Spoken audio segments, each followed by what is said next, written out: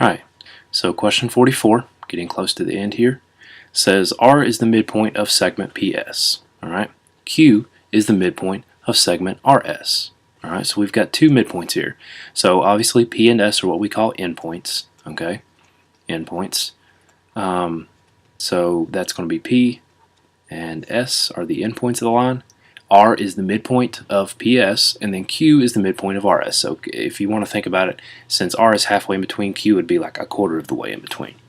So if we know that P is located at 8, 10, those are the coordinates of P, and we know that S is located at coordinates of 12, negative 6, all right, there's two ways you could do this. I'm just going to show one way. You could try and figure out a way to find how far Q is, or its location, based on finding like 1/4 of the distance from S to P, but I'm just going to make it a little bit simpler than that. I'm going to find the midpoint of R, or the midpoint R, and then find the midpoint from R and S. Okay, sort of the way that most people would think about this. So the midpoint between any two endpoints of a line is just halfway between the X values and halfway between the Y values. So to get that, R's value, its coordinates are going to be, we add the X values up, 8 plus 12, and we divide that by 2.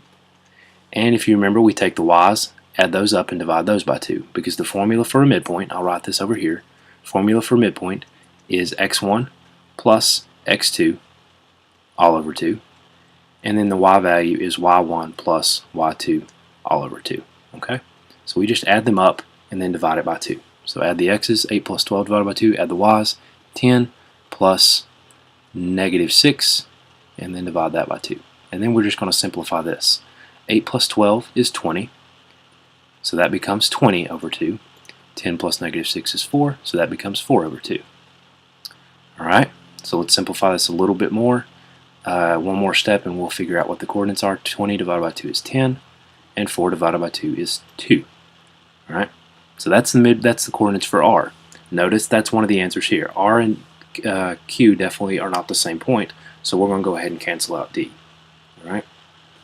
Now, you may also look at this and notice that if X is 8 for P and X is 12 for S, and Q is a little bit closer to S, Q is probably going to be somewhere between 10 and 12. Okay, 10 was R's value, 12 is S's value. Okay, you may already start to figure this out, but you can actually go ahead and cancel out two of these answers, because there's no way that if P is 8, P has an X value of 8 and S has an X value of 12, since Q's X is somewhere between that, you can't have an X of 4 or 2. So we can actually go ahead and cancel these out, and we know the answer's got to be C, but let's double check. So remember, Q is the midpoint of R and S. So I'm going to take R, which has an X value of 10, and add that to the X value for S, which was 12, and we're going to divide that by 2, and this should be the X value of Q. And then do the same thing with the Y's. The Y here was 2, the Y of S was negative 6, so I'm going to do 2 plus negative 6, then divide that by 2. Okay, 10 plus 12 gives me 22 over 2. 2 plus negative 6 is negative 4 over 2. And if we divide this out, Q ends up being, or has coordinates of 11 and negative 2. So the correct answer was what we said, and the answer is C.